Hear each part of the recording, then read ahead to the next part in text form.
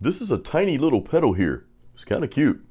So today I'm going to show you exactly how I use the TC Electronics Ditto Looper pedal.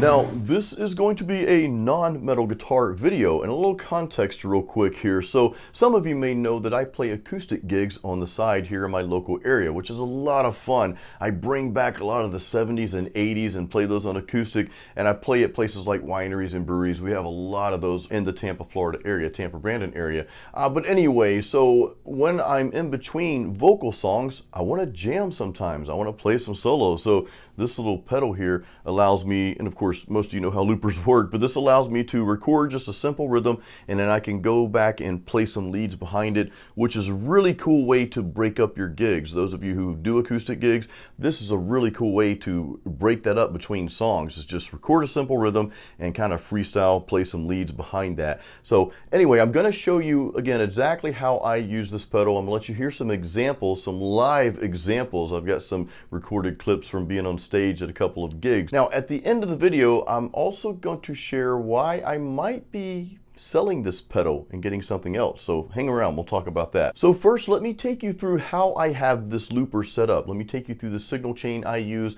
for my live acoustic gigs, which I've got one coming up next week. I love these gigs, they're so much fun. Anyway, you can see my pedal board down here, which this is about to change, and we're going to talk about that at the end. But you can see I've got my guitar, well, the wireless anyway, that's going directly to my guitar, going to the looper first, then that's connected to my acoustic effects, or my acoustic DI here. And then that is going directly into my soundboard here, which is a Mackie Pro FX 10 V. I think Pro FX V10 is what it's called. And the cool thing about this little pedal here is there is a loop level, so you can set your loop level. I usually just leave it straight up and down. What I'll do is when I'm recording my loop, I'll kind of strum a little soft there, so that way it's not like overpowering. So that way when I record that loop and I go back and play lead, then my leads will come out a little more. I'll just pick a little harder on the lead so that it's coming over, cutting through the mix of that rhythm guitar.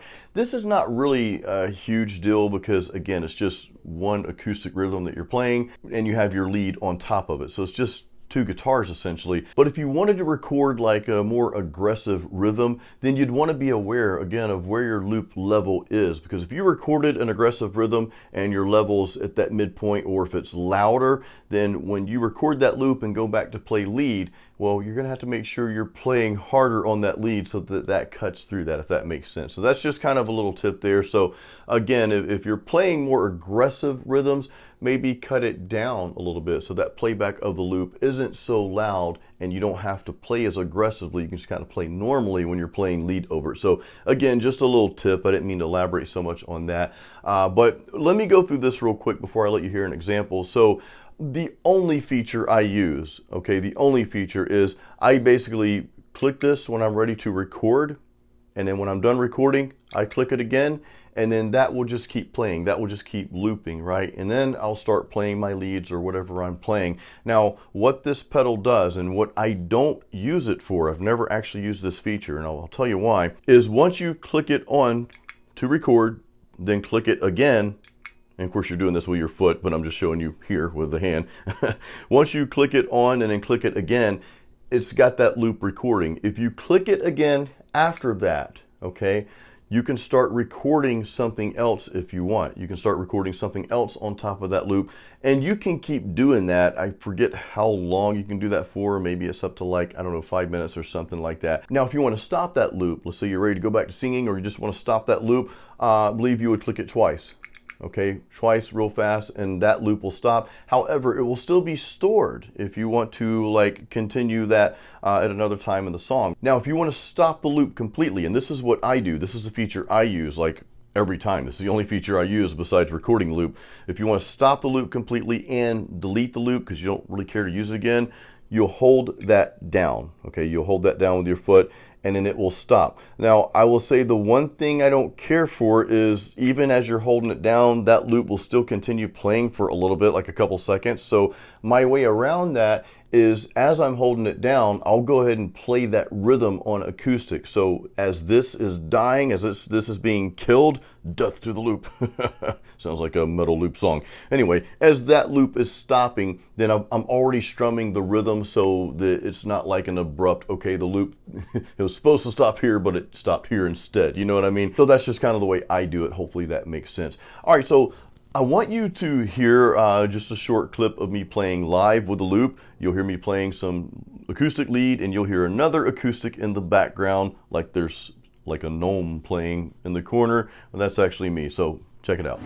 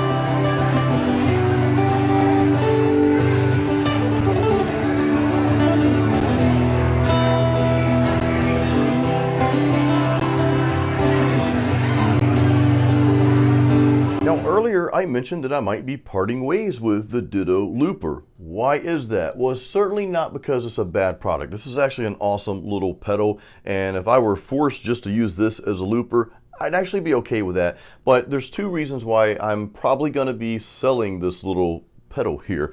Number one is I would really like to have the option of just clicking once and then the loop stops. It is done, instead of having to click twice or hold it down. Now, I know that sounds minute. You're probably thinking, well, Jason, is it really that big of a deal? Well, here's the thing. I only use this when I'm just going to do a little instrumental. Like if I'm going to record a rhythm, I'll record that rhythm, then I'll click it to record it, and I'll play lead over it, and then I'll stop it completely. The thing is, I would like to use this smoothly, and this is more on me than anything. I would like to be able to use this smoothly in the middle of a song. Let's say I'm singing. I get to the, second chorus, but we've got a guitar solo coming up. So I record this during the chorus, right? So that I can play some lead over that rhythm, but then I would want to stop the loop, right? Or I'd want to like kill that loop before going back into the singing part again. You have to be able to do that very quickly for it to be smooth. And I've tried this, and trying to click it twice to stop it, or click it and hold it down because you're focused on holding it down until it stops and you've got that little bit of carryover. It just doesn't sound smooth. And again, that's more me than it is the pedal. I just need to enhance those skills a little bit better. But TC Electronics actually has some other loopers, some other versions of this looper. I guess this is their simple version here. They've got the Jam X2, and I'll put a little screenshot up there. That appears to have that second button that I'm looking for that just stops the loop. So I could just press that, and that would just be a smooth transition to going into vocals or whatever else that I'm going to be doing. Now, the second reason I'm thinking about parting ways with the Ditto Looper here is I'm considering getting like an all-in-one unit, effects and amps unit that has a built-in looper, and pretty much every effects unit has those built in nowadays. I'm specifically looking at the Line 6 Pod Go. There's a wireless version of that, which I already have a wireless set up, so I can save $100 there. But I was looking at that because that has the built-in looper, and that would also allow me to easily integrate maybe a little bit of electric in there too, to spice up my acoustic gigs a little more. Now, I probably won't be playing metal unless they want metal, but they probably won't because these are more like laid-back acoustic settings. But I could could record, let's say, a clean guitar tone with my electric, okay, record that loop, and then come back and play maybe a little overdriven lead over that, which that brings up another point for you guys using loopers. And many of you already know this, but if you're using a looper like the Ditto here, and of course you're capturing your normal sound, you're capturing whatever pedals and effects you have going into the looper, if you want a different sound or tone to play on top of that, to play over that loop, you would need to connect another pedal or whatever sound you want after the loop. So guys, I'd love to know your thoughts on this. Like, what do you recommend? And especially if you also play out and you use a looper, if you play acoustic gigs or even electric gigs or whatever, if you do a solo act and you use a looper, I'd love to know your thoughts about going with an all-in-one unit that has the capability to not only loop but also quickly change tones all there in one unit, versus having multiple effects and a looper in the middle and that sort of thing, having that big chain of effects. What is your opinion? What do you use? Let me know in the comments. Again, guys, I know this wasn't a metal guitar video. I will be putting up some more metal guitar lessons later this week after this video, so look forward to that. And guys, thank you so much again for supporting my channel. I hope you got some value out of this video. And hey, maybe if you don't play acoustic gigs or play solo acts, maybe this video will inspire you to start. Do it up, man. Put something together, start calling those breweries and bars and wineries and all that, and get your foot in the door. It's a lot of fun, and it's a cool way to make some side money as well. Guys, thank you again. I'll see you on the next video. Until then, keep it, well, I guess we're not keeping it metal today. We're gonna keep it acoustic. Keep it clean.